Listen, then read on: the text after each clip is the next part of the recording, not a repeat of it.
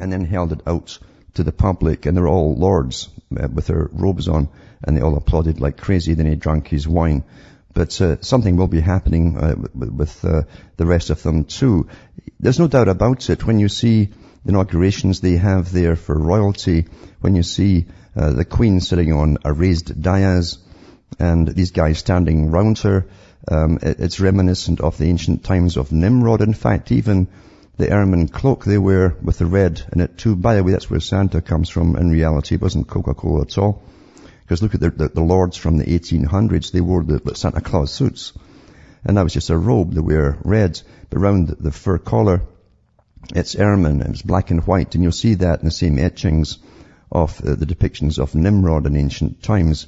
So no one's ever explained to me why we have sort of ancient systems going all the way back to Nimrod, practiced in Westminster Abbey or elsewhere where they happen to go into to have their inaugurations. So something will be happening, I've no doubt, this winter. They do love the rebirth. This is the rebirth time. And this is the time when the sun hangs on the cross for 3 days before it starts rising again.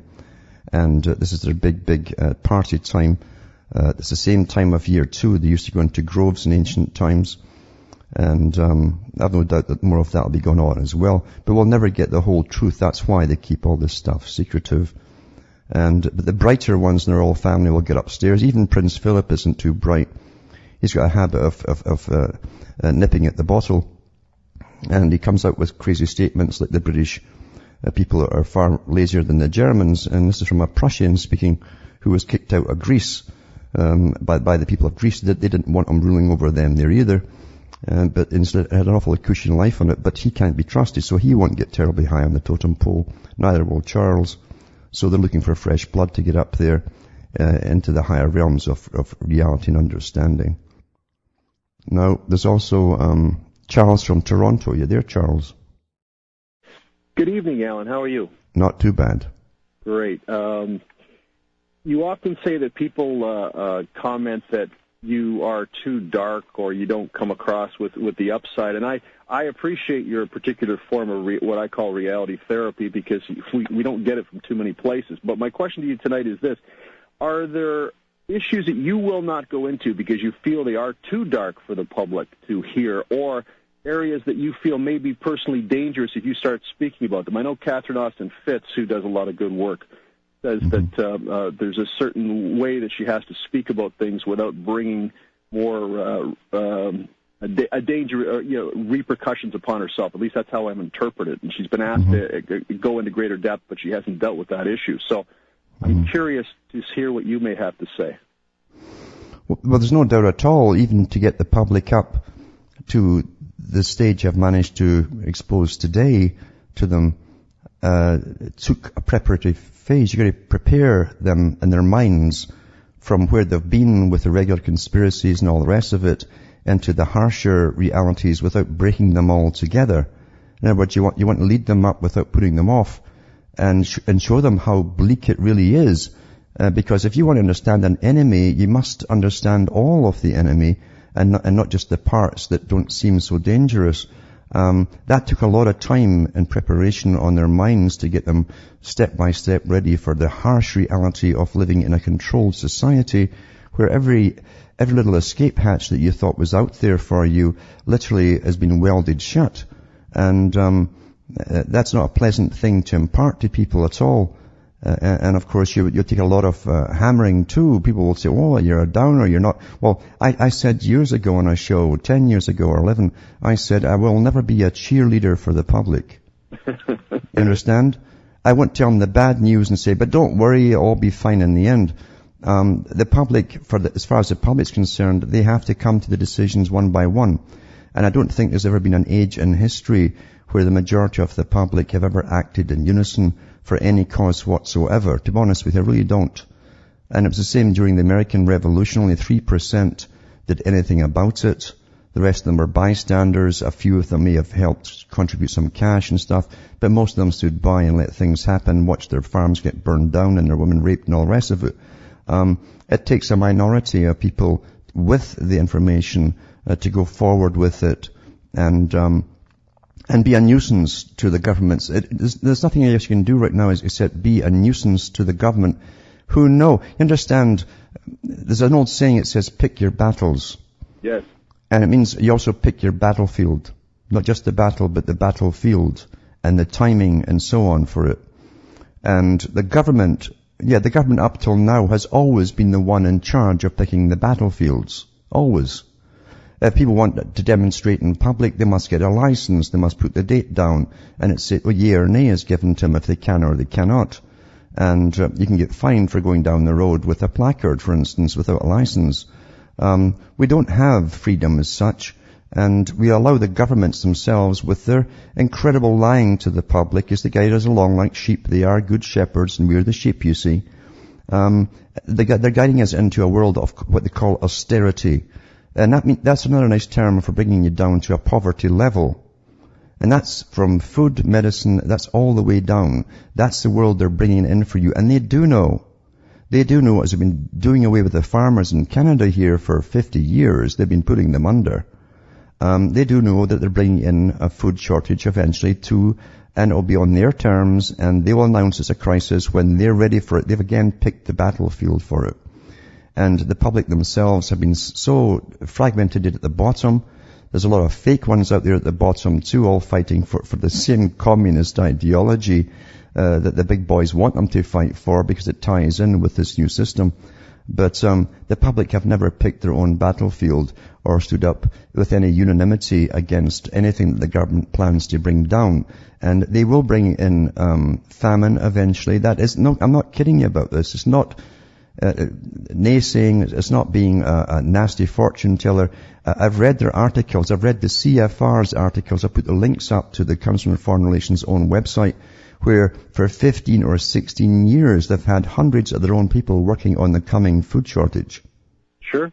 And it's all out there. You just have to be willing to look at it. And a lot of people actively resist. It's not that people don't know; it's that people actively don't want to know. Yes. And that's the issue. So finding that 3% or that 5% of people who have the capacity, for whatever reason, to acknowledge it is a large part of the battle. But there's no topic that's too far out there or too dangerous, but like, for instance, if you were to talk about it, that would bring their censure in on you much quicker. I know they give you problems with your downloads and so on, but there's nothing where you thought it might just shut you down right away. Oh, there are a few things. Yeah. I assumed there would be. I assume because your erudition is so broad, there's got to be a few things. Yeah. Oh, absolutely. And you literally can't talk about them. And it'd be so easy to be stirred up into being a leader, for instance, and saying the wrong thing, and immediately I'd be off. That would be it. And of course, you can't talk about a lot of the big players and organizations either that you do know about that are not talked about much or at all, because once again, that's certain things under Official Secrets Acts, and you're not supposed to have found any of this stuff out. So. Right. There are definitely things which would shut you down immediately. Yeah. Well, thank you for your work, and I ask everybody to continue to contribute to you, because you're a very valuable resource to us all. Well, thanks for calling, and thanks for that too, because I really do need financial help. I really do, and it costs a lot of cash to do what I'm doing here, and I'm getting fed up with the shaking the tin cup, to be honest with you, and keeping the advertisers off. But thanks for calling. Yeah. But and it's been a hard slog bringing people up without putting them off, but step by step, until more of them are able to understand in a higher level than they've ever understood before. And I have. When I started with the Patriot Movement, as they called it at that time, I was so fed up listening to them navel gazing and stuck with looking at their belly buttons. They didn't realize this pincer movement on the whole planet working together worldwide to bring in a world system. And I did manage to change all of that with on the shows with Rolly James and so on, and discuss it for the first time. Yeah. But thanks for calling, Charles. Thank you. But it's been a hard slog, and you tear your hair out, believe you me, at times, wondering how to put something across to the public without demolishing them. You don't want to demolish the spirit. They're already getting enough of that with the coming austerity and all the rubbish that's getting foisted on them eventually, remember, Agenda 21, there will be no cars on the road that are privately owned. And meanwhile, you're going to pay literally for every bit of food you eat for carbon taxes, or it took so much carbon to produce that, and artificial manure and so on, fertilizer, and every item that you buy will be tacked on with carbon taxes to this massive global government. And we mustn't forget that's the real intentions behind the carbon taxes and the so-called global warming, is to get massive funding from the public to set up massive bureaucracies across the world tied together, dealing with all economy. Then that is effectively a world government. And that's how they did it with the European Union. The same technique. One world culture too, right? Where we all think the same way, right? All think the same way, and it's a never-ending story. It's not just once we're all thinking the same way.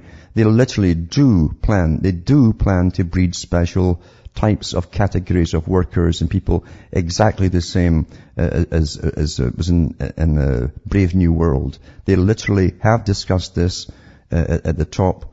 And again, that'll be the last thing they want to tell you. It'll go under genetic enhancement. They're already using that. They're using the term genetic enhancement for women to choose what they think are going to be specially ordered children. And I even know some people who've ordered them and had it done.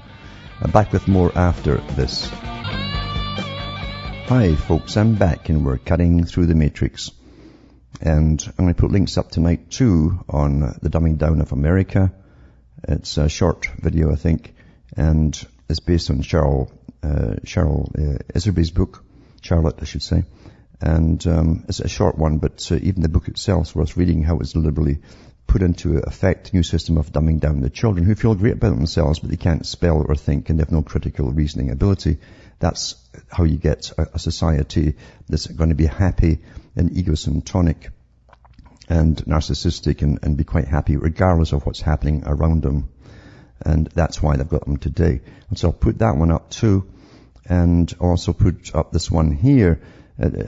Years ago I wrote a poem about the greatest capitalists were the communists, because I knew the agenda under the Rees Commission and Norman Dodd and so on, when they said they'd join the two systems together. And it's happened. It was always planned that way. The two must come together under the dialectic process. And you need an enemy, so they created the Soviet system and the Chinese system. Fresh humiliation for Eurozone as China says it will bail out debt-ridden nations. And it says, China Premier Wen Jiabo offered to buy Greek bonds in October, and the country has also agreed to buy Portuguese debt. And now it's still technically a communist country. It's actually more fascist. But in all systems by nature are fascist. And to even have a business in China, you must go to the Politburo and join them, and you pay your way up there. Obviously from all your profit, you have to pay an awful lot back to the Politburo. And the government technically still owns the biggest plants in the country. Do you realize how farcical the whole thing is with the communist capitalist stuff? It always was, It always was. Utterly farcical. Because the U.S., the whole debt is owned by China. Why would you let supposedly, if it were true, right, your worst enemy, that actually an antithesis to your system, own all of your debt? It's such a joke. But that's just what they give us for news, isn't it? An utter joke. China did not come up by its bootstraps because it suddenly had a lust for material goods. It was brought up by the World Trade Organization pumping your bucks in, and then the GATT treaty that allowed all your plants to move over to China, and your tax money that funded them moving over there and setting up the big factories. Everything's made in China. But again, too, that was also the old Soviet model or ideal. You'd have one plant literally making shoes, one plant making something else. And that is the system you're coming in. And eventually you'll have one outlet for all of your food. The United Nations has already said that from their Department of Agriculture. They'll dish it out to you. And you will reduce your population because you'll be rationed, you see. And it's up to you how you bring your population down. That was also said at the UN. From Hamish myself from Ontario, Canada, it's good night to me. Your God or your gods go with you.